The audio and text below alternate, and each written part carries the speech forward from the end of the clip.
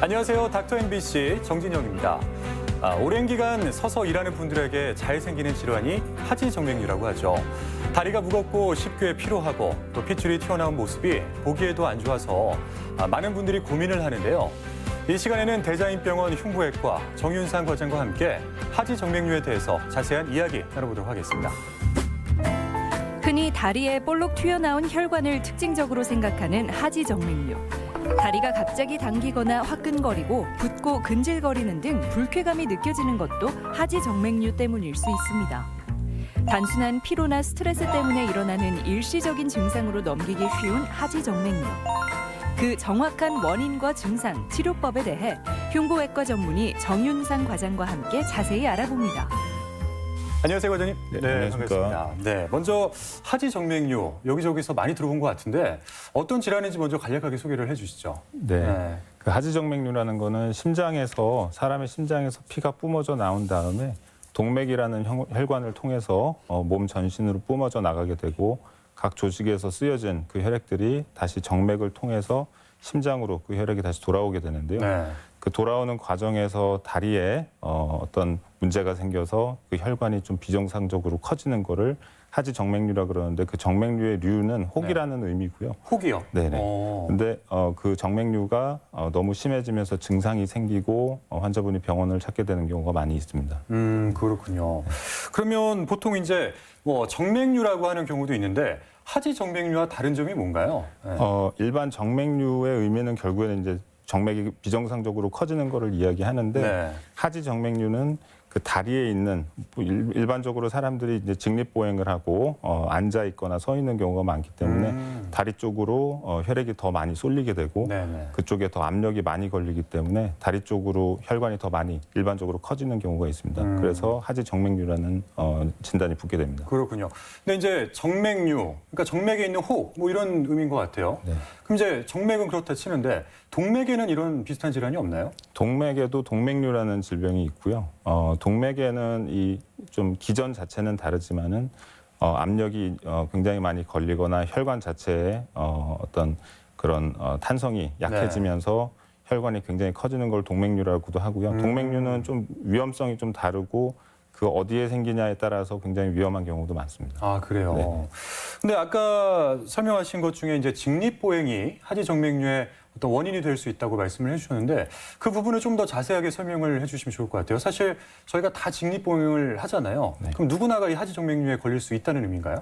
누구나 생길 수는 있는데 일반적으로 다리로 내려간 혈액이 다시 심장으로 올라오는 데는 이 다리 근육에 있는 근육의 힘으로 그 짜여지게 되면서 심장으로 다시 올라오게 되는데요. 네. 그 다리의 근육의 긴장도가 너무 적다거나 아니면은 환자분이 너무 오랫동안 서 있는다거나 앉아 있는 기간이 너무 길면 다리에 그 혈액이 정체가 되면서 더 많이 이제 붓거나 정맥류가 생길 수도 있는 건데 그 정맥 안에는 판막이라는 게 있어서 그 판막이 혈액이 지나갈 때 열어줬다가 못 내려오게끔 탁 닫아주게 되는데 그 판막의 기능이 떨어지게 되면은 더 정맥류가 생길 확률이 더 높습니다. 그러니까 피가 밑으로 흘러가서 이 다리 근육으로 그걸 올려줘야 되는데 그게 좀 약해지면 피가 정체가 돼서 붓기도 잘 붓고 뭐 그런 말씀이신 것 같아요. 그렇죠? 그러면 이런 사람들에게 좀 하지정맥류가 많이 발생한다. 어떤 사람들이 있을까요? 첫 번째는 연령인데요. 아무래도 나이가 들면서 그 혈관 자체가 좀 약해지고 이 아까 말씀드린 그 판막의 기능이 떨어지고 네. 그 판막이 정확하게 딱 닫혀줘야 되는데 그게 닫히지 못하면서 정맥류가 더 잘 발생하는 걸로 돼 있고요. 그 다음에는 성별, 여자분들한테 좀 더 많이 생기는 걸로 돼 있습니다. 네. 그리고 그런 경우는 이제 여자분들 같은 경우 나이가 들면서 또 호르몬의 변화도 있고 하기 때문에 혈관에 좀 지장을 주게 되고 또 유전적인 요인도 굉장히 큰데 본인이 다른 요인이 없더라도 본인의 가족, 어머니, 아버지, 형제들이 하지정맥류가 있었던 분들은 더 잘 생기는 경우가 많습니다. 그래서 한 30%에서 50%는 유전적인 요인이 굉장히 크다고 되어 있습니다. 그 외에도 환자분이 너무 비만이라든지 이렇게 되면은 몸무게가 늘어나면서 그 혈관에 압박을 받는 그 압력 자체가 좀 달라지게 되고 그러면서 하지정맥류 더 생길 수가 있고요.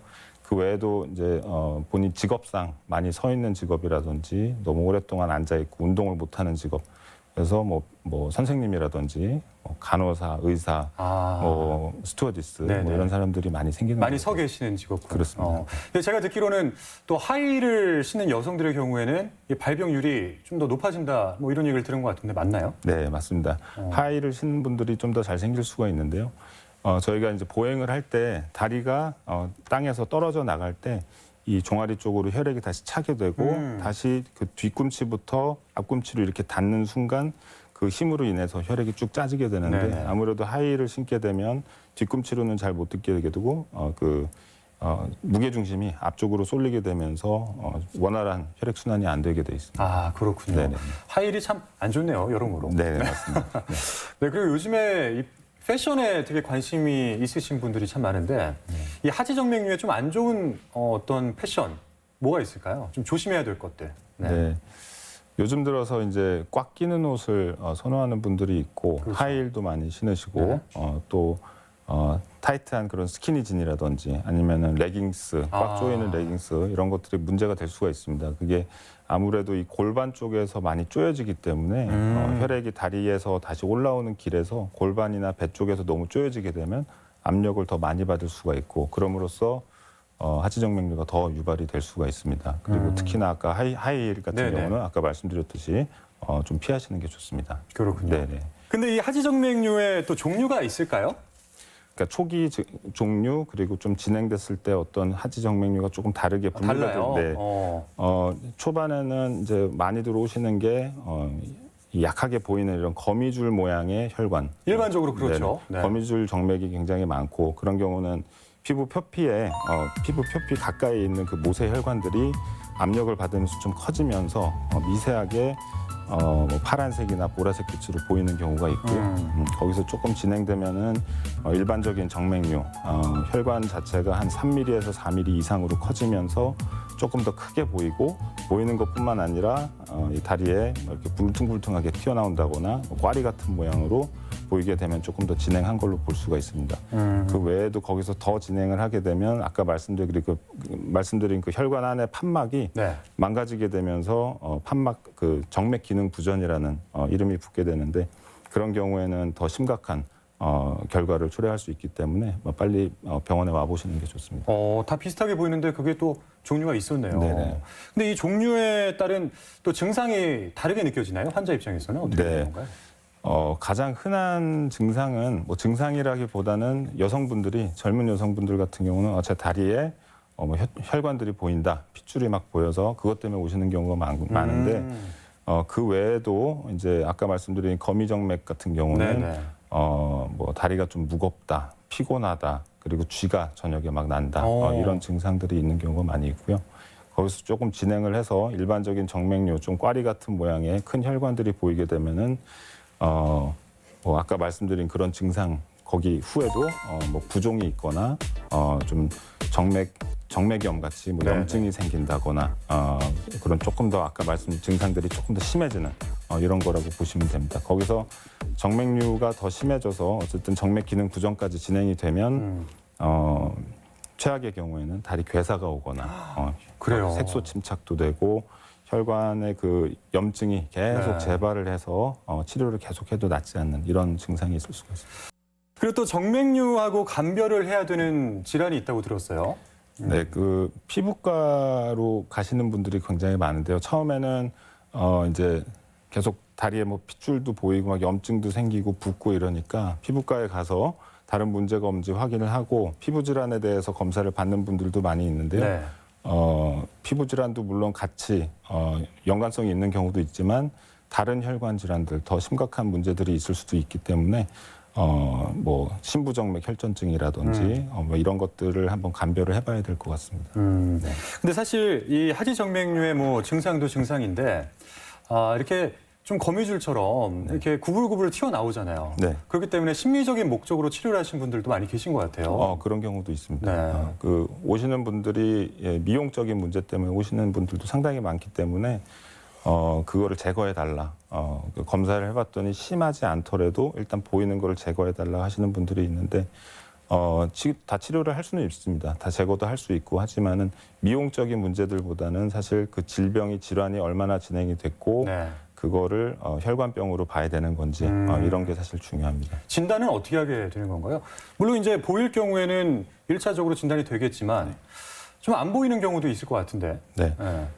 일단은 아까 말씀하셨듯이 그런 신체 검사를 해보고 네. 보이는 것도 일단 중요하지만 보이지 않고 그 혈관들이 밖으로 가까이 있게 되면 혈관이 튀어나오는 게 보이고 하지만 네. 증상은 있는데 보이지 않더라도 그 속으로 혈관이 커져 있는 경우가 많이 있습니다. 그래서 그것을 확인하기 위해서 일단 초음파 검사를 많이 해보고요. 초음파 보통 한 10분에서 15분이면 검사 다 할 수 있기 때문에 간단하게 하실 수가 있고 혈관 검사, 초음파 검사를 했을 때 다른 혈관 질환도 동반이 돼 있는 것 같다. 그러면은 혈관 CT를 찍는다든지 추가 검사를 해볼 수도 있습니다. 통증은 없나요? 검사할 때 통증은 별로 없습니다. 아, 그래요? 네. 다행이네요. 네네. 근데 그렇게 해서 이제 하지정맥류의 진단을 하시게 되면 그 이후에 치료 같은 경우에는 어떻게 진행이 되는지가 좀 궁금해요.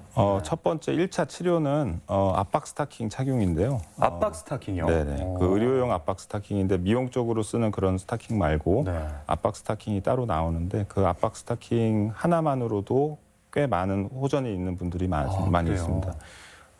그 압박 스타킹을 착용함으로써 아까 말씀드렸듯이 다리의 근육의 힘으로 혈액이 다시 뿜어져 올라오게 되는데 그게 부적절한 분들한테는 압박 스타킹을 신음으로써 그 스타킹의 압력이 다리 발목부터 종아리, 허벅지까지 잘 분배가 돼 있어서 잘 다시 원활하게 혈액이 심장으로 올라오게끔 이렇게 좀 도와주는 이런 압박 스타킹이 있습니다. 남성분들도 그런 압박 스타킹을 네네. 하게 되는 건가요? 네, 많이 근데 하시는. 그런 압박 스타킹을 신게 되면은 하지정맥류의 어떤 근본적인 치료라고 볼 수 있나요? 근본적인 치료는 아니죠. 아니죠. 네, 그냥 도움만 주는 치료기 때문에 그 외에도 뭐 경화요법이라고 이제 주사 치료가 있는데 그 좀 커져 있는 혈관들에다가 경화제라는 그 약물을 네. 주사로 주입을 해서 그 혈관을 완전히 차단시켜 버리는 이런 치료가 있습니다.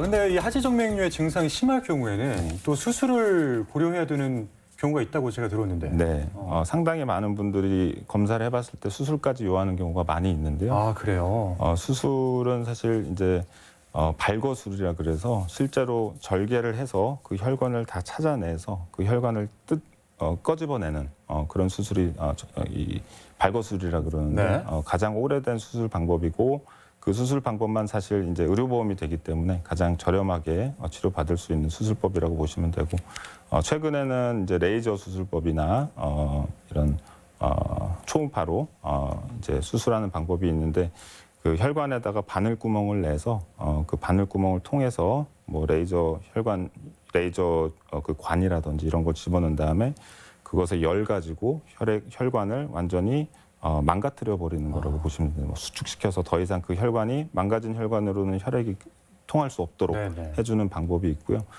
더 최근에 나온 방법 중에는 이제 베나실이라는 생체 접착제 방법이 있는데 그것은 이제 하는 방법은 비슷하지만 열로써 그 혈관을 망가뜨리는 게 아니라 혈관 안에 어떤 접착제 같은 거를 집어넣어서 꽉 막아버리는 그래서 그게 막아지게 되면은 결국엔 그 혈관이 못 쓰여지게 되고 나중에 다 죽어서 다 흡수되게 됩니다. 그렇군요. 그런데 이 수술 같은 경우에는 통증이 있나요? 수술하는 도중에는 사실 이제 수면 마취를 하기 때문에 환자분들이 크게 느끼지는 못하시는데 수술하고 나서 조금 땡긴다 이러신 분들이 있지만은 그 통증 때문에 무서워서 수술을 안 하실 필요는 없습니다. 굉장히 간단하고 수술 시간도 오래 걸리지 않습니다. 근데 이제 저처럼 겁이 좀 많은 사람들은 수술을 한다 이러면은 겁부터 먹거든요. 네. 뭐 수면 마취도 굉장히 무섭고. 네. 그러니까 이런 사람들이 좀 많이 있을 것 같은데 이런 사람들이 취할 수 있는 방법들에는 뭐가 있을까요? 수술 대신에. 뭐 그런 분들이 사실 상당히 많이 있으십니다. 네. 수술을 굉장히 두려워하시고 나는 뭐 나이가 너무 많아서 수술하면 위험할 것 그렇죠. 같다 이러신 분들이 네. 있거든요. 근데 수술이 좀 어렵다 아니면 수술하면 안 되는 분이라고 하면 아까 말씀드린 압박 스타킹을 신으실 수 있지만 그 혈액순환제라는 또 약물이 있는데 약물이 여러 가지 있어요? 종류가 있습니다. 근데 그 혈액순환제를 좀 복용하시면서 압박 스타킹 착용하고 아까 말씀드린 그런 어떤 생활요법 같은 것들을 잘 하시면은 그래도 호전이 어느 정도는 증상의 호전은 있을 수 있지만 결국에는 그 근본적인 치료는 되는 건 아니기 때문에 그렇게 유지를 하시다가 통증이 다시 재발을 한다거나 너무 심해지면 결국에 수술하시는 수밖에 없을 수 있습니다. 네. 근데 이 하지정맥류의 원인 중 하나가 직립보행이라고 하셨는데 이렇게 뭐 치료나 수술을 한다고 하더라도 걸어 다니잖아요, 사람들이. 네. 그럼 이제 상식적으로는 다시 재발할 수 있을 것 같은데 재발률은 어느 정도 돼요? 재발률은 보통 한 5%에서는 있을 수 있다라고 설명을 5%? 드리는데, 네. 근데 재발이라기보다는 재발하는 경우는 사실 그 수술한 데서 다시 그 혈관이 다시 살아나서 개통이 다시 되는 이런 거로 볼 수가 있는데 네네. 사실 그런 경우는 많지는 않고 대부분 새로 다른 혈관이 하나 생겨서 그 혈관이 또다시 한번 하지정맥류를 일으키는 이런 경우가 있습니다. 근데 재발하는 경우는 이 환자분들이 수술 후에 아니면 치료 후에 자기 본인의 그 다리 관리를 잘 해주셔야 되고 운동도 잘 하셔야 되고 예방을 잘 따라주셔야 되는데 그걸 못하고 계속 생활 습관이 똑같이 유지가 되면 재발하는 경우도 있습니다. 그렇군요. 네. 뭐 지금까지 이제 뭐 원인 그리고 진단, 치료에 대해서 이야기를 나눠봤는데 네.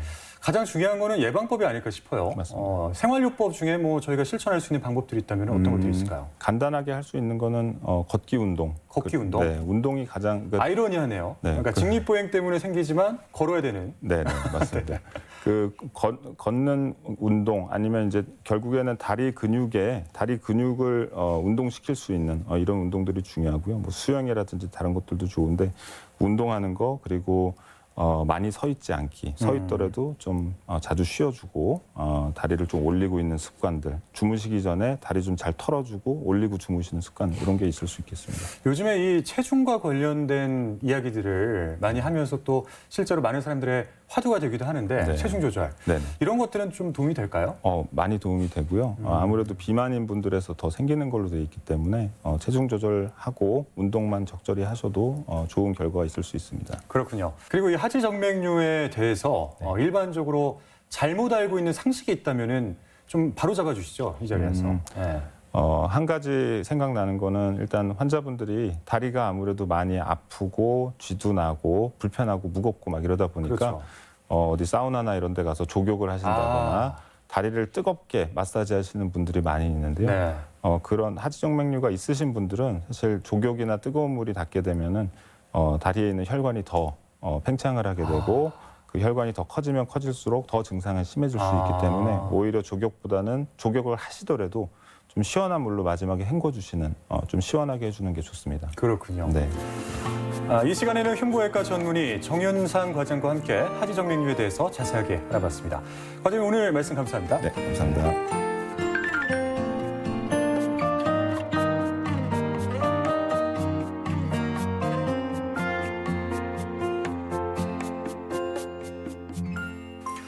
임산부들은 많은 걸 조심하지만 특히 요즘 같은 때에는 감기에 걸리지 않을까 신경을 많이 쓰게 되죠.